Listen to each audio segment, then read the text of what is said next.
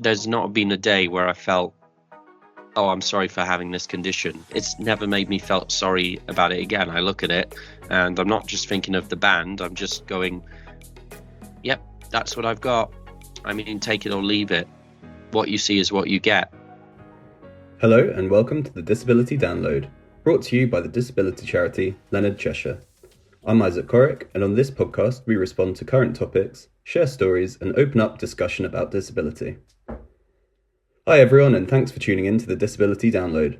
This month we'll hear from my colleague Joshua Reeves as he talks with his friend and fellow tattoo enthusiast to talk all things tattoos and disability. Let's hear from them.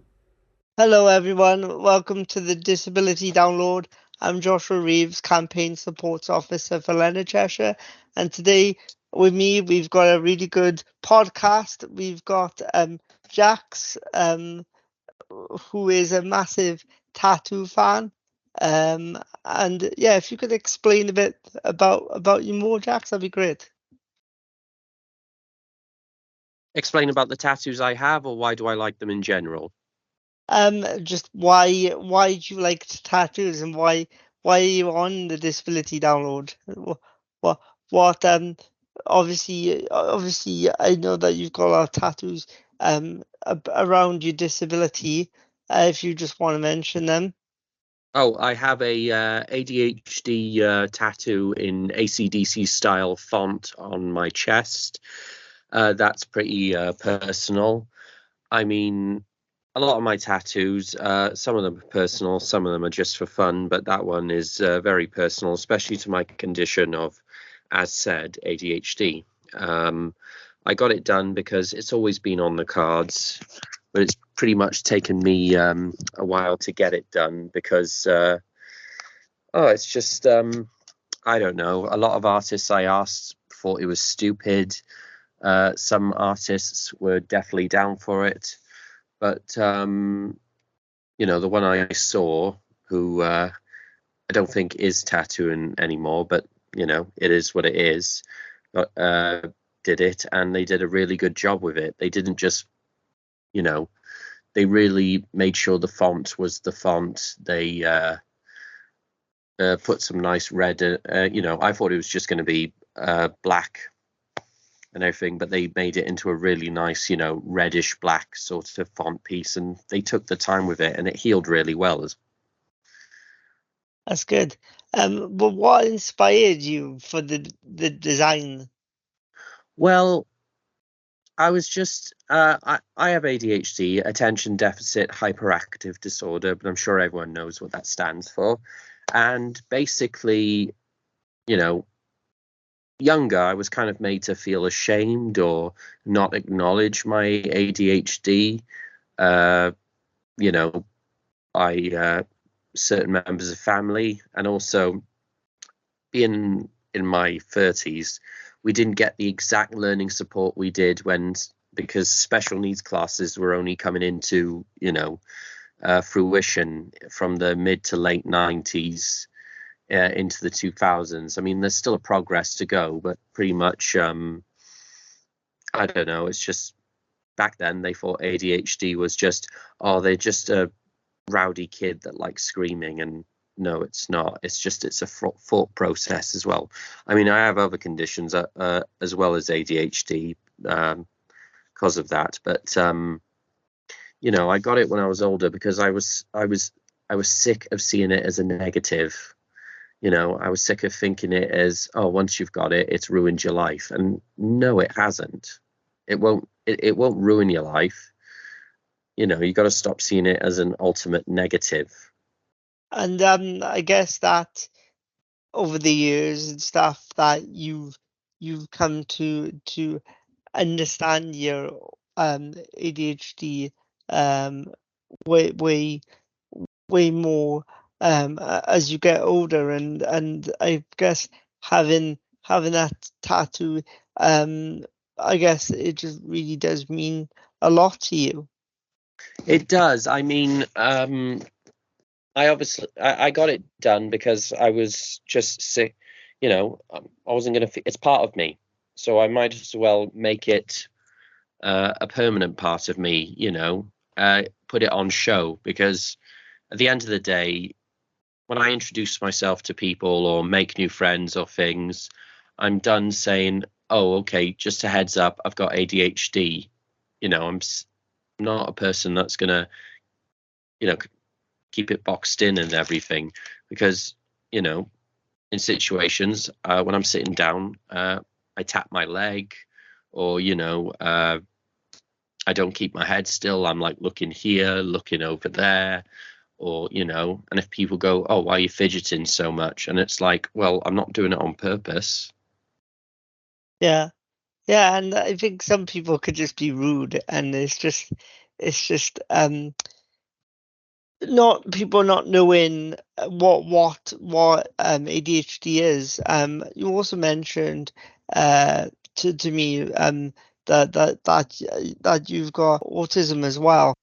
I have autism. I mean, it was labeled as Asperger's on that form of the autistic spectrum, but due to uh, the name changing now, it's now regarded as an autism, and that's what they've called that, as well as a condition of dyspraxia. Yeah. So I've got three. I don't know what you call them now. Disabilities, conditions. That's the problem these days. Nobody knows how to label everything The way properly. I see it, Lon, if you're comfortable with your own label, then just stick to that. Do you get what I mean? So. I I don't mean, think of it as a right or wrong. Just make sure it's not offensive. Do you get what I mean? So agreed. I mean, I have these conditions, and sorry, I can't function normally to the arrogant people of society out there, but it is what it is. yeah, definitely. Because I also know that you've got a lot of tattoos. And during your first tattoo, how did you prepare for that? Was you quite nervous with your ADHD and your autism? And what strategies did you find helpful having tattoos? Well, for my first tattoo, I was just entirely focused on believe it or not, I can focus, but it just takes a lot of strength to do it. But I've just always wanted tattoos. Ever since obviously when I was younger, I was bullied a lot. I was punched and kicked, and so obviously I would go home with like bruises or scratches on myself and everything. And obviously I had a very nasty experience later in my childhood years as well, which involved more scars and bruising as well. So I've always liked tattoos because they can cover up the nasty parts of your skin. Even if the scars aren't there, mentally they are. So they're a beautiful distraction for me. But getting my first tattoo, which was a mistake because I just picked something off the flash canvas when I should have gotten something more up my alley. I was just in that mental zone of wanting a tattoo, getting a tattoo. I see something on a piece of flash, and I just went for it. But I was just so focused on getting a tattoo. There was pain, and I was completely still and chilled because it was a very comfortable setting. But my advice, if you're getting your first tattoo, really think about it. Don't make. I mean, I like the tattoo, but I wish I chose better for a first choice. Can you say what the tattoo is? Oh, it's Oh, just a little Welsh dragon with some that's tribal. cool. That's cool. I think you've got to think so hard about your first tattoo, and I think that when I'm picking a tattoo now, I'm like, well, I definitely like it, and I make sure that I will like it try to say I like it for the rest of my life, because probably some people we do change as humans, but the reason I think that my tattoos and stuff is gonna have a lot of meaning behind them, like why do I have a particular music quote me is because it's helped me through tough times. So I think it all depends on you, and I think that I know that you've got a lot of geeky goodness on your body that represents you, because you are a very geeky person in that respect, in terms of um your skeletal misfits tattoo. I love that. Oh And I yeah, think that's great.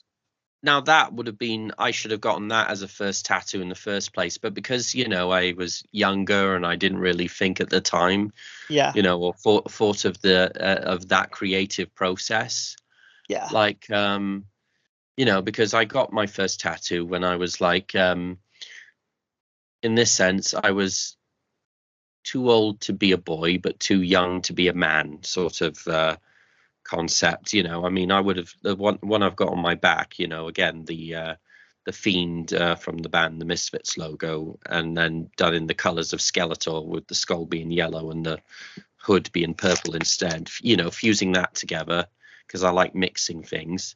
I wish I got that as a first tattoo, and I would have had it on my shoulder instead of my back. But it is yeah, what it is. yeah, and it's a good memory, I guess. Mm.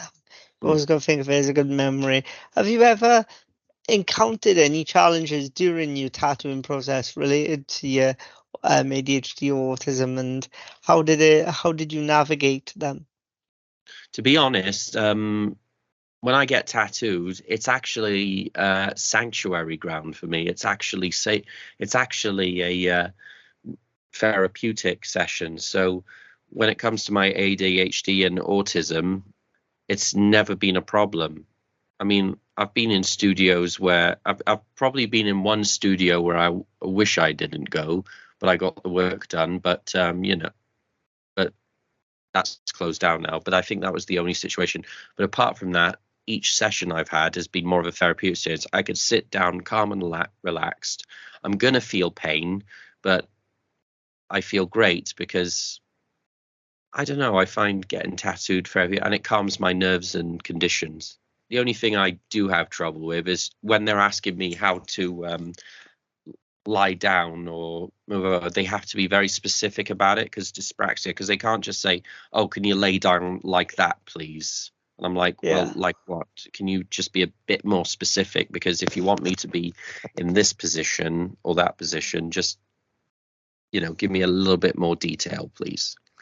Yeah, I know what you mean by that. It's like, well, not specifically, but in a different context, because I want tattoos on my left hand, for example, and my because I can't straighten my left hand. I'm like, I can't. I have to like lay on the bed flat, but then I have to get either hoisted or get my brother and dad to lift me, which I know I should be having them tattoos soon before my dad gets old or my brother just can't do it. So yeah, while they can, I guess I should have it done by there because I want them done by there. It's just that's a problem that I have in terms of that. But then being precise with your to do with your condition and stuff, that you've got to be very precise. People should be aware of that. Like I don't think I think sometimes I question like, oh, what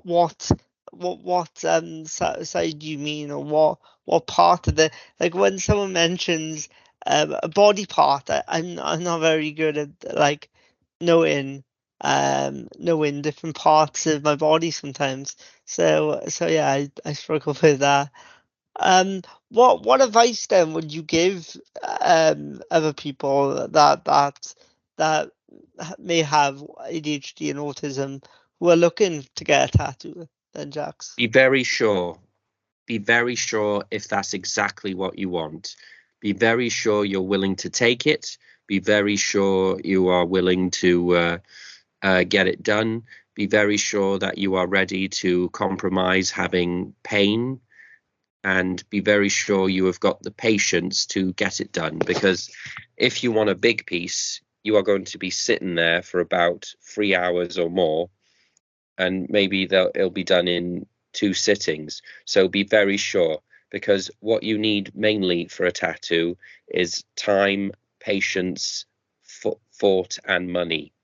And those are the 4 things you're going to need: time, patience, thought, and money, because it's a big step and it's a very permanent step. Yeah, I would also say a good pain threshold as well. Like I think it's I don't know about you, but it's when the tattooist goes over the tattoo. So like you've done like part of the top bit, and then you do the bottom bit, and then you go back to the top bit to fill in some detail. Because it depends on your threshold of pain. Because sometimes people can take the outline, but then not the non-outline stuff, and then sometimes it can be the wiping as well. But like I said, it depends on your pain threshold. But a tattoo is a really big decision because it's not a piercing, it's not getting your nails done, it's not getting your hair cut. I mean, all those things can disappear.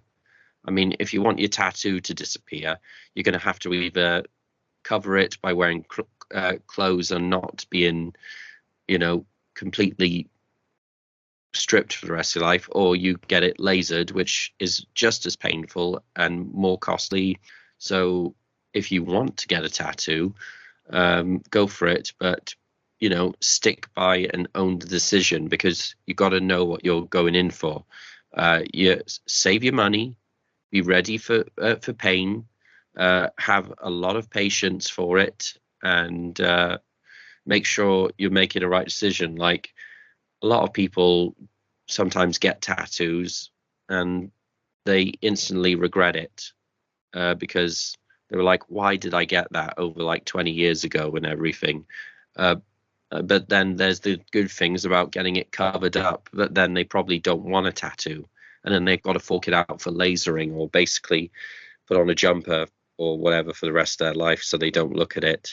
But or blackout and stuff. Do you like blackout? Blackout is personally, it's not for me, because I don't have any work I want blackout. However, I do respect the form, because it's people wanting to try. Because the thing is, when they're blackening out their arms, they're not just getting blackout work for the sake of the art form. They're having it done over with white ink and everything.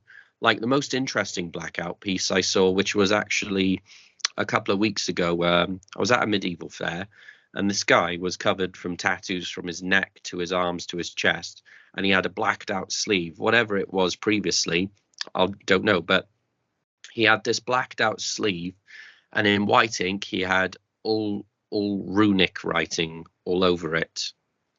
And I thought, that's pretty creative. That's pretty cool, because you can perhaps get that blacked out again. And I think that's the thing about blackout. I do advise anyone that has got tattoos and wanting blackout work, that's going to be probably not long, but that's going to be painful, because it's multiple needles and it's a lot of blackening. It depends if you're getting your arms and legs blacked out, be ready for it. Yeah. For any of you us listening, I don't know what blackout is. It's just basically covering yourself, covering your tattoos, like just black, for sleeves and your legs and what have you. I mean, I've seen a lot of artists with blackout work, mostly. I mean, but then that's because that's their choice and everything. I mean, whatever tattoos they got when they were younger or performing themselves, and they're like, oh, it's time for a change, So I've seen a lot of artists with blackout. Yeah. I just think it's like a buzz thing now. Like, everybody wants it, but it's not for me. But who knows down the line and stuff. But for example, then, have you found a tattoo that has had a positive impact on your mental health or well-being as someone with ADHD and autism? Like, obviously It's the mentioned, tattoo we mentioned, the ADHD tattoo we mentioned is always positive. I mean, there's not been a day where I felt, oh, I'm sorry for having this condition. It's never made me felt sorry about it again. I look at it and I'm not just thinking of the band. I'm just going, yep, that's what I've got. I mean, take it or leave it. What you see is what you get. And if you're going to be one of those people who goes, oh, he's got ADHD, that's not a real thing. It is. And you're just too arrogant to educate yourself. Yeah, and I don't know, like, I would think, when I have a tattoo to represent my disability, I don't know. Like, I would want like something like funny saying I can't run or something, but that's my humor. I'm very dark humor person. But yeah, I don't know. Maybe in the future, who knows? But yeah, I do love people having their disability on them to showcase who they are. Yeah. Well, it's And choice. basically, yeah, It's at the end of the day, it's personal choice. Just because you have these conditions, you don't have to have something on your skin, or wearing it on your sleeve or leg saying, "Oh, this is what I've got." I chose to get the ADHD tattoo. I chose to get it because I want to get it. I yeah, mean, you can be proud of your disability, but you don't have to have it marked on your skin, you know. yeah, I mean, I did it because I chose to have it, because I wanted to. I mean, if you don't want to get a tattoo that states your condition, fine. I mean, no damage is no damage, no harm, no foul. yeah. No, and is there a message that you would like to share with people today, who is hesitant to get a tattoo because of their ADHD and autism? And how can we promote that greater accessibility and inclusion in the tattoo industry for disabled people?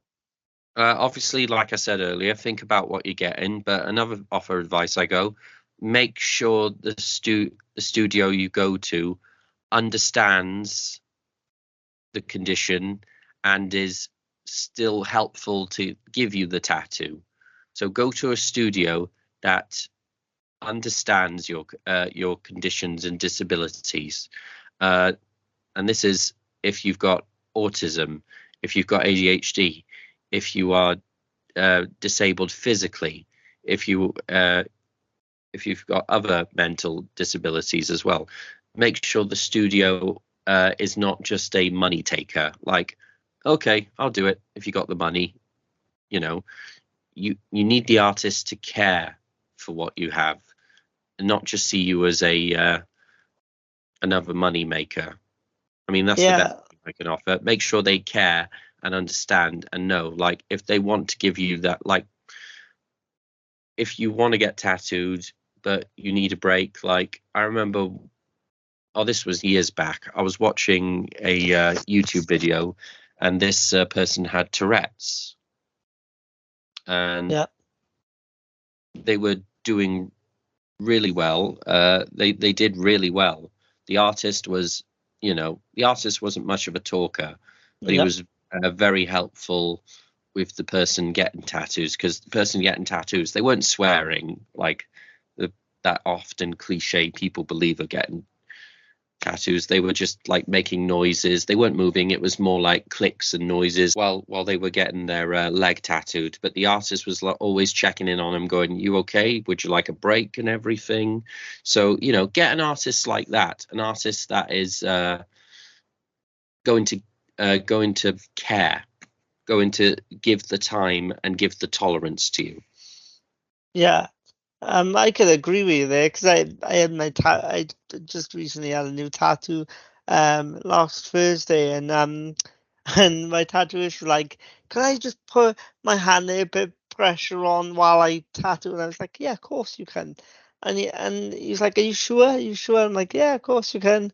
But then again, he was just being caring and making sure that he won't hurt me. But I was just like, "Man, come on, you're sticking the needle in me." But yeah, but no, it's so cool, and it's good to have tattooists like Darren, but that actually care about your condition as well. And I know my other tattooist, because I got two.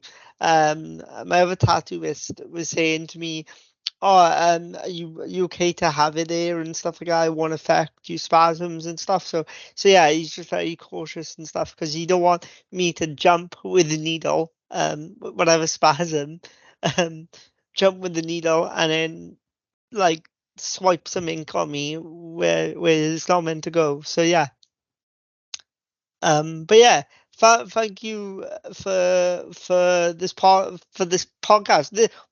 Technically, this is the second time because the audio messed up the first time. So yeah, thank you. Have you got anything else that you would like to add? Plugins, because I know that you got a podcast yourself.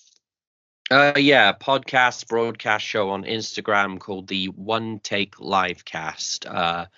I interview anybody and everybody of many talents and areas, and I've got a few guests lined up the next couple of weeks now. So if you want to give us a follow, we're on Instagram, and that is the One Take Livecast. Yeah, I'd recommend you checking out, especially if you like alternative stuff as well, because I know that you have a lot of alternative people on there, which is fantastic to find out stuff. So they're welcome to come on, but it's for everybody and whatever your preference is. That's cool. And you did say that I could be on it one day, but you still could be on it. It's been like a year now, but yeah, I'll give you a call when I'm free anyway. I've been asking, and you're too busy. You're too busy hanging out with the king. Yeah. But yeah, no, it's fun. Yeah, no, maybe King Charles can get on the podcast with me, and who knows. But anyway, my name is Josh, and you just spoke to Jax. Bye, everyone. Thank you. Thanks to Josh and Jax for a great episode. It was great to hear about Jax's experience in the world of tattoos. We'll put a link to Jax's podcast broadcast show, the One Take Livecast, in the show notes on our Simplecast site, if you want to check it out. You can also find a full transcript there too. We always love to hear from our listeners, so do get in contact by emailing us at disabilitydownload@leonardcheshire.org or contacting us on Twitter or Instagram @LeonardCheshire. If there's a topic or a guest you'd like to hear on our podcast, do reach out and let us know. And don't forget to like, share and subscribe to the podcast. Until next time, everyone, I'm Isaac, and this has been the Disability Download.